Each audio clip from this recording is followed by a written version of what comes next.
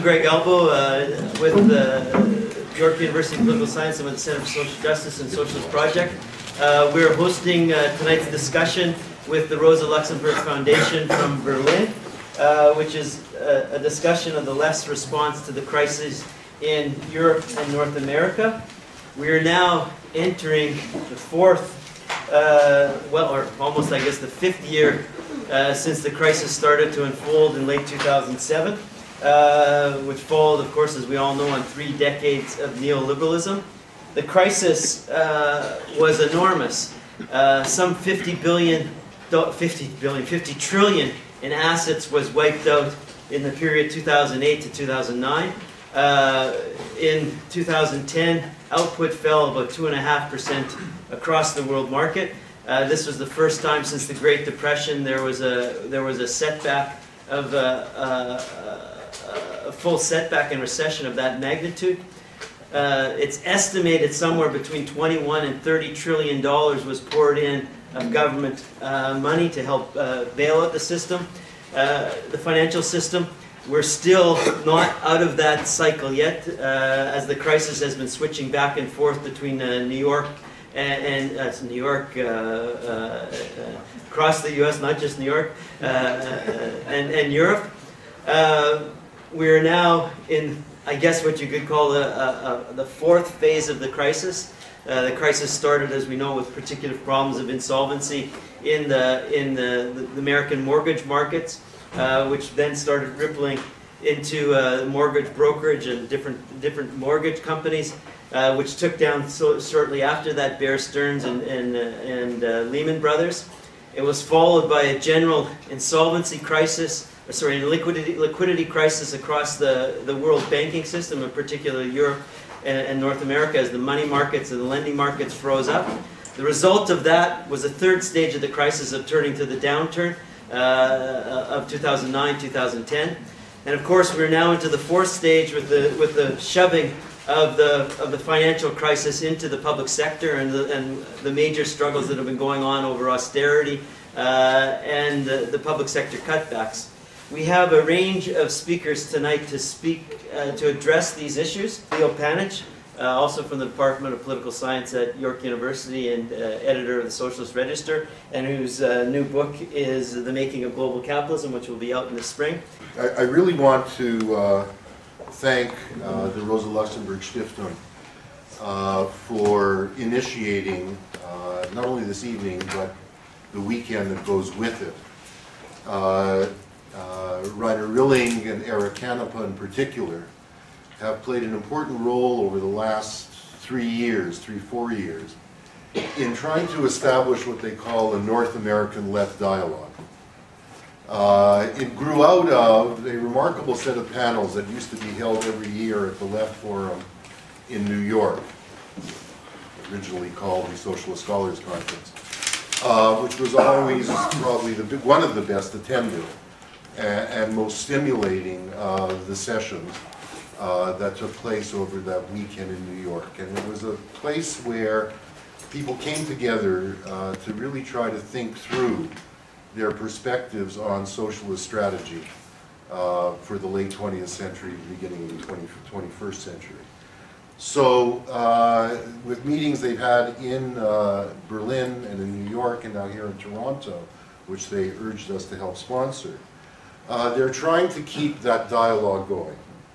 And the way the crisis is playing itself out at the moment, especially in Europe, makes this discussion particularly significant and important. It opens up a possibility for talking about socialist alternatives because of the way the crisis is playing itself out in Europe, which we haven't seen, I think, for many, many decades, perhaps half a century. And let me try to speak to that. I won't repeat what Greg just said about what is now clearly the fourth great global crisis of capitalism in its history, after that of the late 19th century, the 1870s and 1880s, after the 1930s, the 1970s. This crisis is different from that of the 1930s. insofar as it wasn't rooted in a crisis of overproduction or overaccumulation. It was a crisis rooted in the volatility of a finance-led capitalism, one which emerged out of the heart of that finance-led capitalism, Wall Street, and out of the way Wall Street integrated the American working class into the financial system.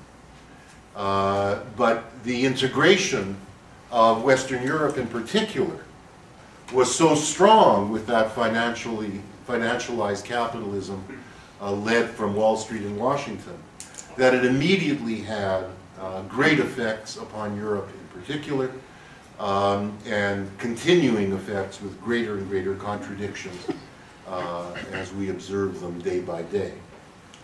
The stimulus that was undertaken in late 2008, and the crisis, as Greg said, has now entered its 5th year because it really began in August 2007.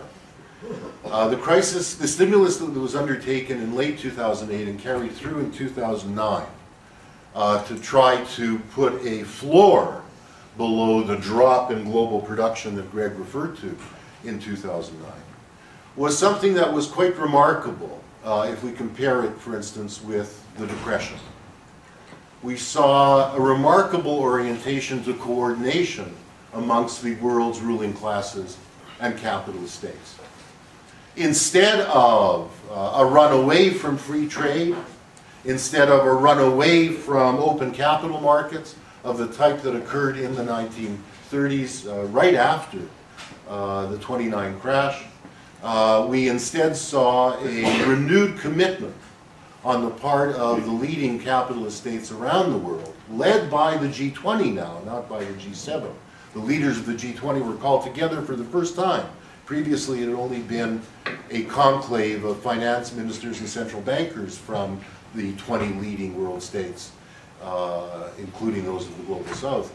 But they were summoned to Washington in the fall of 2008, pledged their commitment to neoliberal globalization, their commitment to hold to free trade and free capital movements, but then agreed from that meeting on, and it was implemented in early 2009, they agreed that they would undertake a coordinated stimulus, and they did. It's not the first time this was done. This was done under Carter in the late 1970s, not very successfully. And it was done rather more successfully in the late 1990s when the Asian crisis started spilling over to Russia and Brazil and to Wall Street itself.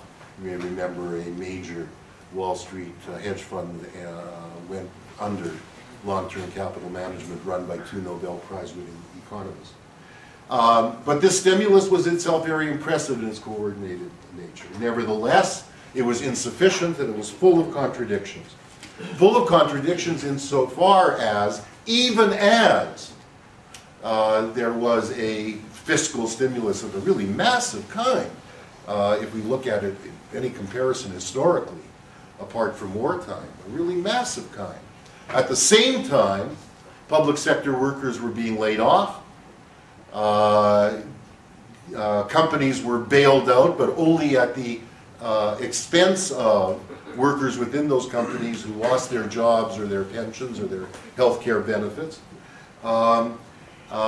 Even as it was pledged to regulate financial markets, through 2009, the states all committed themselves to using derivatives to try to solve the simultaneous climate crisis. Even as they were all talking about the need to regulate derivatives, they were going to use derivatives as the way to get us to a green capitalism which would get us out of the crisis. So in other words, even the form of Keynesian stimulus that was undertaken undermined itself. The American stimulus, for instance, very largely was going to offset the layoffs that individual states were undertaking in the public sector and the cutback in services and benefits that entailed. If that federal stimulus hadn't occurred, the American economy would have totally tanked in 2009. So it was an important federal stimulus, but it was constantly full of contradictions. In the wake of that stimulus, of course, the orthodox bankers got very frightened as the deficits in the private financial and industrial system were shifted increasingly to the public sector. And those who are bondholders of state bonds began to become very quickly very worried that either there would be an inflation, which wasn't very realistic, but it's a reflection of their irrationality. Deflation was the much greater danger and still is. But a fear that if there was inflation, they would be paid back in dollars that were worth less than when they had bought the bonds. The worst thing that can happen to a banker is that he lends you $1 and you pay him back in $1 worth 90 cents. But they also increasingly became concerned, given the fact that the stimulus did not end the crisis, that the priority in terms of state expenditure, growth of state deficits, might have to be towards unemployment benefits, another fiscal stimulus, etc., rather than paying off the interest on the debt. And in other words, even to this moment, any talk of a new stimulus, and 80% of the world's economists, including those who define themselves as neoclassical economists, are calling for such a stimulus. The problem with that is that a stimulus stimulates bankers' fears. Bankers' fears precisely of the kind that I'm speaking of. And these aren't individually irrational fears. They're quite rational within the framework of an irrational capitalism. What also has become clear is that for all of the coordination amongst the capitalist states, for all of their recognition through this crisis that the American dollar is at the centerpiece of global capitalism, all of the talk of an alternative reserve currency to the dollar has gone up in smoke with this crisis. The euro used to be, of course, the great example, but there was talk when the crisis began of special drawing rights from the IMF serving this function, or even quite madly of the Chinese renminbi serving this function, given that the Chinese state doesn't have the, let alone the depth of capital markets, the free movement of capital in and out of the country that would allow its currency to play this role. Despite the fact that states have rallied around, in that sense, the American dollar, and all the world's capital, as always is the case in a major crisis, has flown into the purchase of treasury bills as the safest place for the world's property owners to keep their money. They rely on the American state to guarantee their property, and we've seen it in this crisis as usual. Nevertheless, the contradictions of an American-led global capitalism, which has to operate through other states, sovereignty is not nothing, increasingly reveals itself. So you can get cooperation. You just saw it yesterday when, again, the leading central banks of the capitalist world agreed to engage in swap arrangements with the Federal Reserve at a very low rate of interest now, so they could make American dollars available to their banks. This was done in 2007, although it was largely kept very quiet. The Americans don't like to tell their own populace that they're bailing out other people's banks. It's a problem in terms of American populism. But that's what they do, and the Fed has always done it to contain prices. They just did it again yesterday in order to try to contain what is a real problem for the European banking system. Banks don't want to lend to each other overnight because they're not sure that those banks will be open the next morning. Throughout the last year, a lot of what was called the American quantitative easing, the easy monetary policy, throwing liquidity into the American banking system to keep it going, since a fiscal stimulus was not possible politically. A lot of that was about New York banks then lending to European banks through what is known as the money market. That began to dry up through the course of this year, and the Federal Reserve has increasingly had to pick up the load. And when it hasn't picked up the load, the cost of European banks borrowing dollars from one another, borrowing any currency from one another, has become quite prohibitive. So there's been cooperation, but the contradictions within that cooperation are increasingly visible, above all with Germany. Germany has been the most important, if you like, sub-imperial power in the making of global capitalism. It's been at the center of the regional integration of the most important region of global capitalism, Europe, next to the United States. For all of what has happened in Asia, there's no doubt that Europe has remained the key element in the making of globalization, and the European project, the European and Monetary Union, which has led the way in terms of the constitutionalization of a neoliberal free trade, free capital movement regime, has been the apple in the eye of the makers of global capitalism.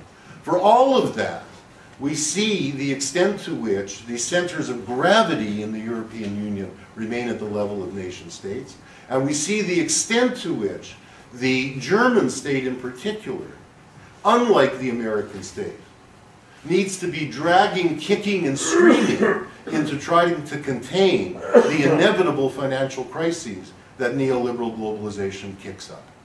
Ever since the first major banking crisis of the modern era, the Herstatt crisis in 1974, during the crisis of the 70s, the German state has had to be dragged kicking and screaming into bailing out its own banks, let alone other people's banks. At the time of the Mexican peso crisis, one of the biggest of the 72 financial crises in the 1990s, the Germans were opposed to bailing out the Mexican peso. Michael Musa of the IMF said at the time that the German obsession with moral hazard was such that had it been applied to saving the 800 people who were saved from the Titanic, it could have been said that this would have taught the world a good lesson in the hazards of ocean travel. I'll come back to this, but I do want to say it shows the extent to which, while it was said after 1945 that while the rest of Europe read Keynes, the Germans read Hayek, remains true. Remains true especially for the central institution, despite of all of the corporatist social welfare nature of the German state, the central institution of the German state, which is the Bundesbank. And the Americans have been tearing their hair out during this crisis, trying to get the Bundesbank to get behind the European Central Bank, and unless the Bundesbank does, the European Central Bank will not do it, to act as a lender of last resort in this crisis. No, that's within their own framework. That says nothing whatever about socialist, let alone humane alternatives in this crisis. It's about how do they hold the thing together so it can keep on going as a form of volatile neoliberal globalization. In our terms, the crisis reveals itself as a crisis of the left. But one needs to be careful when one says this. It's above all a crisis of social democracy. Maybe the terminal crisis of social democracy. We see it in office. PASOK, elected in 1980 on what was probably the most radical social democratic program since 1945, was elected 2 years ago, again on quite a radical program in relative terms, and acted as the enforcer, the policeman of a neoliberal solution to the Greek crisis. The bankers have now turfed them out because they don't trust them to be tough enough in order to be able to convince the Germans that they ought to indeed bail out the Greeks. And that's why Papademos, who, by the way, was an advisor to Papandreou. Yes, he worked in the European Central Bank, but he's probably to the left of Papandreou. But he's a technocrat. And they think that they can rely on him not to cook the books and not be subject to too much pressure from the labor movement or what would have been PASOK voters otherwise. In the Italian case, an untrusty government of the far right has been replaced by a technocratic government as well, shifting the famous democratic deficit in Europe yet another level. But here again, Monty, one should realize, he was James Tobin's student, the man who conceived the financial transaction tax, seen as one of the most radical mainstream proposals in dealing with a globalized financial capitalism. Sure, he's an advisor to Coca-Cola and Goldman Sachs, etc. But he has been the echt Europeanist, along with Delors and Danny Cohn-Bendit and so on. He's there in order, again, to try to get the Germans on side as a serious technocrat with a serious reputation in finance. But there's a much, much deeper crisis than what this indicates: the democratic deficit, the electoral problems of social democracy, the inability of social democracy either to increase their, to be able to convince their own supporters or the bankers that they can adequately cope with the crisis. The deeper crisis has to do with the final nail in the coffin of the notion of the European variety of capitalism. When the Soviet Union imploded, even before, there was an outpouring of writing, of books, of ideas on the left for a new kind of socialism, one that would be a market socialism, be a democratic socialism, etc. It was largely marginalized on the left, including on the political left, certainly in this country, largely marginalized on the grounds that, well, getting socialism of a market kind, of an efficient kind, of a competitive kind, of a democratic kind is difficult, and people really don't believe in it. But they do believe that there's a more humane form of capitalism. It's the European form of capitalism. That had an enormous impact, certainly in North America, on intellectual and political thinking. Whenever alternatives were discussed, the alternatives were put in the form of, there is a humane variety of capitalism. Yes, it may have accommodated itself to neoliberalism to some extent, to competitiveness, given the crisis of the Keynesian welfare state, but look at how deep the institutions of the welfare state, of the corporatist arrangements between capital and labor, remain in Sweden and in Germany above all. They're not easily dismantled, they haven't been dismantled, etc. And this was credible and believable if we're talking about the North, and not talking about opposition forces in the global South. This was credible and believable, certainly on this side of the Atlantic, and I think in a lot of Europe. It tended to ignore the extent to which that coordinated capitalism of Europe was being dismantled right through the 1980s and the 1990s. I was just at the LSE last week, and I still heard a Dutch political scientist describing the relationship between German banks and German industry as though it was taking place in its old form, whereby what German banks did was they took your savings, they lent it to particular industrial sectors into which they were particularly aligned, totally ignoring the extent to which the Deutsche Bank is now indistinguishable from Goldman Sachs as an investment bank in the world. It has totally transformed itself over the course of the last 20, 30 years into a global investment bank with only indirect relationships to German industry. Goldman Sachs was the major advisor to the German state on the largest privatization that took place in Europe, that of Deutsche Telekom, so many years ago, 2 decades ago now. The variety of capitalism that was held up as a possibility for a humane form of capitalism is now in this crisis being finally demolished. Finally demolished.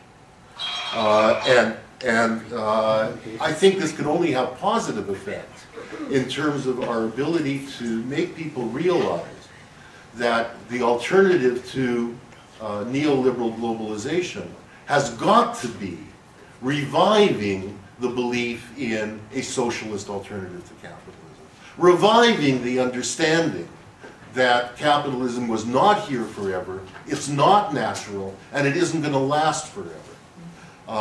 And in that sense, we can take something positive out of this crisis. Now, I just want to say what that positive needs to be. It can't just be abstract calls for market socialism, feasible socialism, democratic socialism, etc. Although I was initially very skeptical, and others are going to talk about this, when I went down to see the Occupy Wall Street movement in October. I eventually became very, very impressed by virtue of one characteristic that was unmistakable there, and that was its anti-systemic nature.